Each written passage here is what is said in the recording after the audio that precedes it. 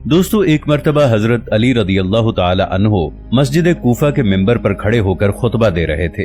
जैसे ही खुतबा खत्म हुआ तो सामईन में से एक शख्स उठा और कहने लगा, ए हजरत अली रदी अल्लाह ताला अन्हो, मैं शाम से कई महीनों का सफर तय करके कूफा तक पहुंचा हूं ताकि मैं आपसे कुछ सवालात कर सकूं, तो इसलिए मैं आपसे कुछ सवालात करना चाहता हूं।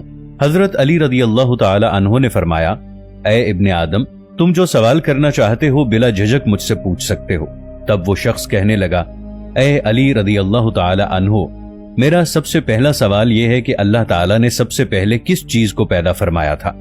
मेरा दूसरा सवाल है कि आप मुझे कायनात की 10 ताकतवर तरीन चीजों के नाम बताएं।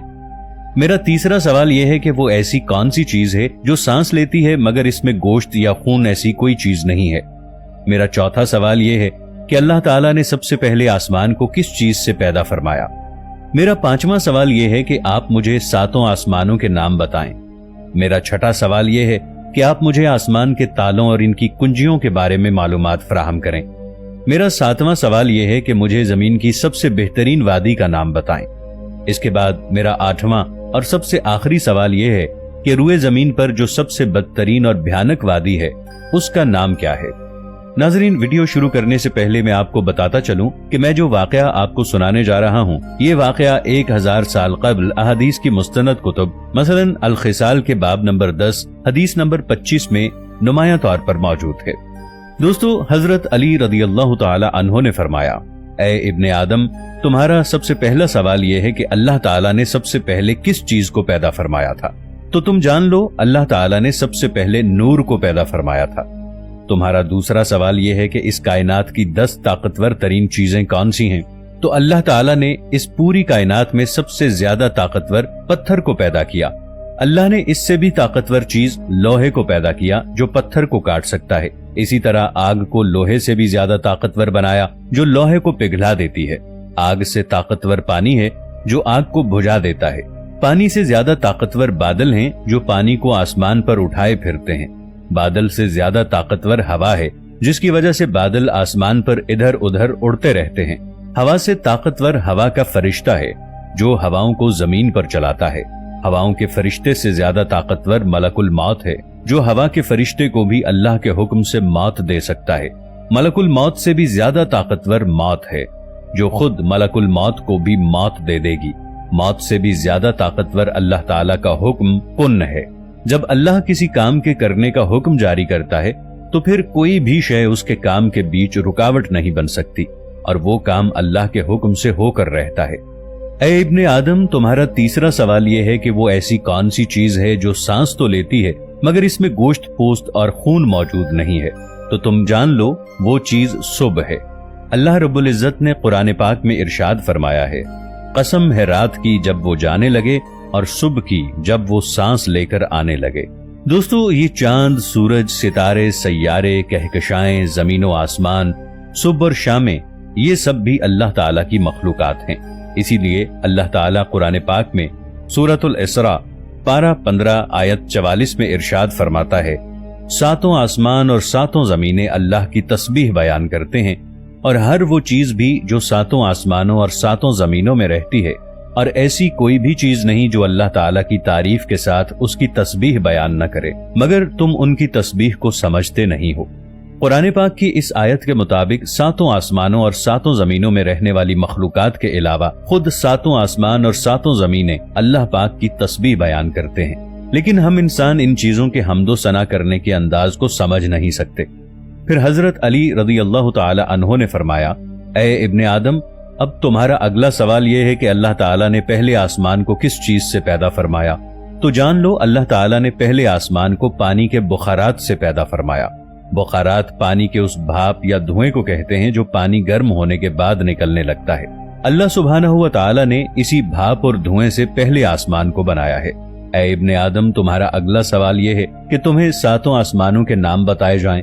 तो जान लो कि अल्लाह पाक ने पहले आसमान का नाम रफी रखा है और इसे पानी और धुएं से तख्लीक किया है, और दूसरे आसमान का नाम कैजूम है और ये रंग में तांबे के रंग जैसा दिखता है। तीसरे आसमान का नाम मारूम है और ये सुर्ख माइल खाकी रंग का है। चौथे आसमान का नाम अरफालून है, ये आसमान चांदी के रंग जैसा है। पांचवें आसमान का नाम हायहून है, इसका रंग सोने के रंग जैसा है। छठे आसमान का नाम अर्रूस है, ये सब्ज याकूती रंग का है।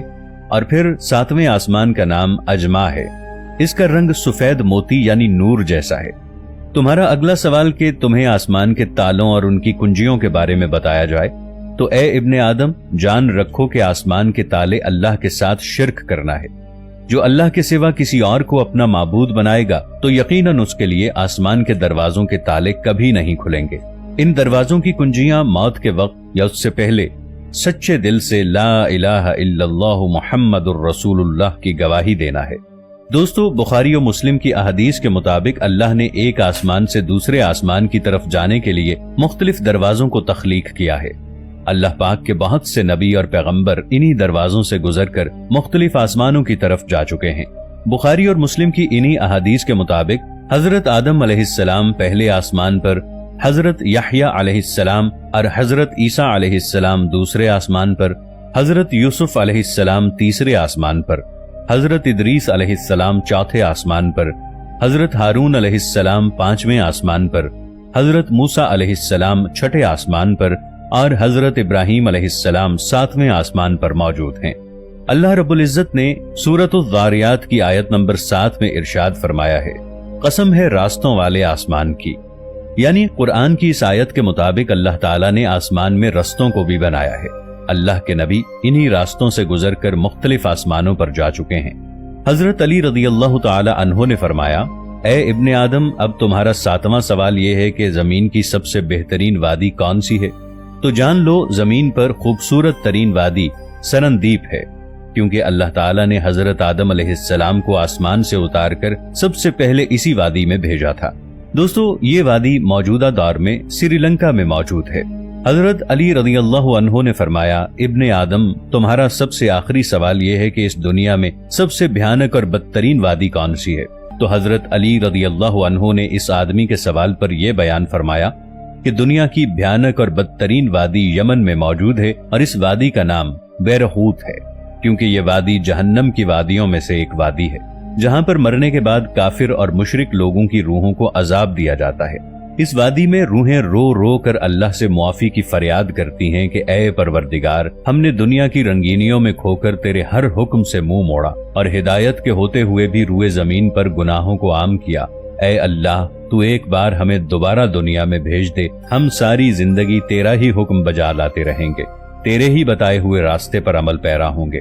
लेकिन अफसोस, सब वक्त गुजर चुका होगा। उनके रो रो कर मुआफी मांगने पर भी अल्लाह उनको मुआफ नहीं करेगा। इसलिए दोस्तों, अभी वक्त है, अल्लाह की रहमत में आ जाओ, इससे पहले कि आपको पछताना पड़े। अल्लाह ताला हम सब का हामी और नासिर हो, आमीन। दोस्तों, वीडियो अच्छी लगी हो तो इसे लाइक और शेयर जरूर कीजिएगा। मिलेंगे एक नई वीडियो के साथ, तब तक के लिए अल्लाह निगहबान।